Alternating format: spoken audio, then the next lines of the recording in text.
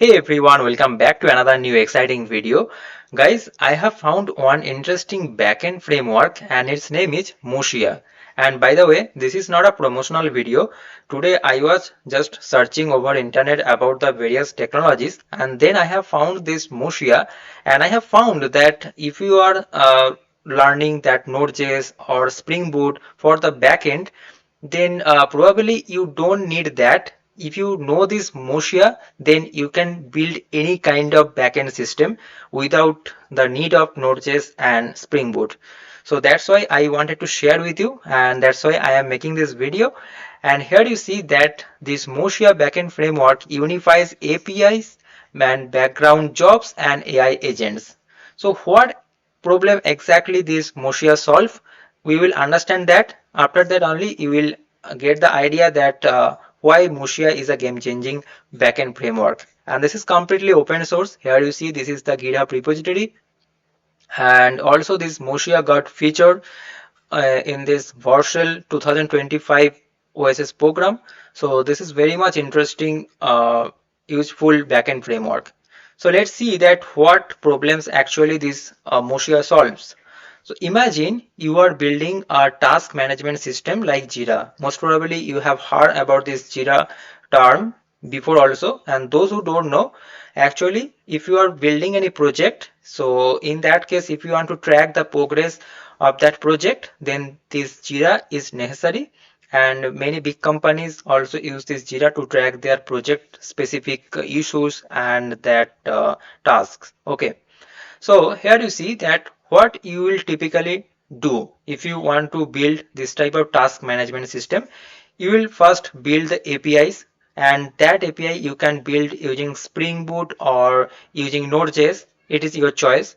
And after that, you will run some background jobs, and for that in Spring there is a add that async and Spring batch is there, and you will run some scheduled tasks like the cron jobs. So for that in Node.js also we have that node cron, and in Spring Boot we have this add that scheduled, and you will set up some event driven workflows like the messaging system using this Kafka listeners. Okay, and also if you want to integrate that AI agents, so in that case you will need this LangChain, right? And also here you see that this observability means how your system is working. So for that you will need some kind of system. The popular system is this Grafana, and after that the deployment. So you will build a jar in case of Spring Boot and containerized with Docker and manage in Kubernetes. So these are the steps that you need to follow if you want to build this kind of task management system. And this is the typical workflows that we generally follow. Now, how this Moshia solves the problems? First of all, let's understand the problems. So here you see that you have to learn this Spring Boot, right? You have to learn this Spring Boot if you don't know. Second thing is you have to learn this Kafka. If you don't know Kafka, then you have to learn that Kafka. Third thing is that if you want to integrate AI, then you have to learn this LangChain. Okay. And next one is this: if you want to observe the project and that all of that parameters, then you need this Grafana. So you have to learn that Grafana also. And also you have to understand that how to give the deployment and how to dockerize all other things. So here you have to learn multiple things, right? But if you don't want to learn that multiple things, then this Moshia will solve that problems. So what problems it actually solves, let's understand. So with Moshia, all of this become just steps. Okay, so in case of previous that problems we have discussed, there we had different frameworks, different libraries. But in case of Moshia, it is not a framework, not a libraries, it is just a steps. So one step is the API, second step is the background job, third step is the cron, fourth step is the workflow, fifth step is the AI agent, sixth is the observability, seven is the deployment. So here you see that instead of learning and writing 5 to 7 Spring Boot patterns plus Kafka plus monitoring stack, you just use one consistent model, and that is Moshia. Okay.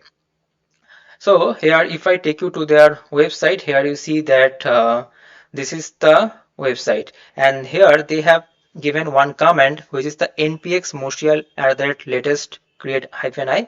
So by using this you can set up one Moshia project for the backend, and here you see that they have given some of the examples like the Trello agent. So you have heard about the Trello agent where you can manage all of that drag and drop things and that task, right? So you can build this kind of Trello agent also, and means the full stack app you can build with this Moshia. Okay, so let me take you to the documentation so that you can understand. Here you see that Moshia is an all-in-one framework for modern backend system. Out of the box, support for API endpoints, background jobs, scheduled tasks, and agentic workflows orchestration through a unified runtime. And thanks to its event-driven architecture, you can run tasks in parallel, stream data to clients, blah blah blah. And what I wanted to share with you that it is a kind of steps. Okay, so here you see that in Moshia, every backend pattern becomes a groups of compensable steps with unified steps. This is the interesting thing. In Moshia, every backend pattern becomes a group of compensable steps with unified state, events, and observability. In this way, engineers only have to learn a few concepts about how Moshia steps works, and they get an enterprise grade event driven system out of the box. And remember one thing, that this is not a normal framework. Like, this is not only for development purpose, it is also production ready. Here you see, if I show you, they have written these things, that production ready, reliability, and developer first design. Okay, all of these things are supported here. And if I show you this backend, sorry, this GitHub repository also, here you see that 42 minutes ago someone has requested that pull request and it got merged. So that means this repository is getting maintained, and it is completely up to date. So you can actually use this Moshia. Now, if I show you that documentation, here you see that steps can have different triggers like API call, event, cron job, etc. etc. Now, if I show you that how it actually works, then you will understand. Okay, where is that? Yes. So with the help of ChatGPT, actually I have found this kind of example. Here you see that typical Spring Boot implementation, what we will do, that we will just write one controller, and there we defined one endpoints. After that we will write service, and that cron job, and etc etc. But with Moshia, here you see that what we'll define one type. And what is the type is the API, and that is the it is the endpoint, it is a slash task. Okay, and after that we'll define that what this API will do, and also we are returning that response, that JSON response.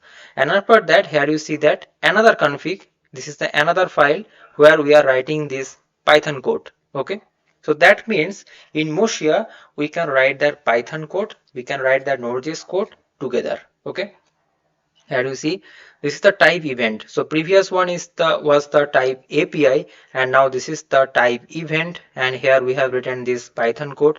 Next is the type cron jobs. Okay, so you have to just define the type now, and it will communicate, and it will understand that what you are actually what you actually want to do. Okay, this is the things. So you have to define these types. And if I talk about this deployment also, here you see that on the left hand side they have given one interesting document for this deployment. Okay, so the deployment is simple. If I go to this getting started, and here you see that deploy with Moshia cloud deployment and save hosted deployment. So generally you will prefer that self-hosted deployment, you can dockerize this, okay, using that Docker image. So Moshia have their own Docker registry. Here you see that where is that? In Docker also they have this Moshia in Docker registry. So you can easily pull that. And this is the npm run start, simple command, and build your image, blah blah blah. Okay. And also on the left hand side we have these steps and defining steps. Okay. And this is the naming conventions that you have to use this user-api.step.ts. So you have to just use this step keyword and it will understand and it will communicate between them. Okay. And also you can use this TypeScript so that it remains the type shape, and also they have this jot supported. Okay. And this data consistency, many things they are supporting, and they are supporting this environment variable also .env that you can do. And here you see this is the config, means you will define that path, you will define this method name also, and after that you will write that logic here. And here you see that this is the Python code, and here you see that this is the deployment process. So you can build a whole backend system using this, and it has one interesting CLI, means the npx Moshia create to create that project, and also they have some templates that you can use. And after your project is done, then npx Moshia build, and this is the deployment procedure, deployment comments. And now also I am thinking that to make some videos on this Moshia backend framework, and if you are interested to explore it more, and if you want to learn that how using this Moshia we can build a complete backend system, then please comment down below. I will make a separate video on that. And also on the left hand side here you see that they have given some examples like building a sentiment analyzer with Moshia and all of that steps.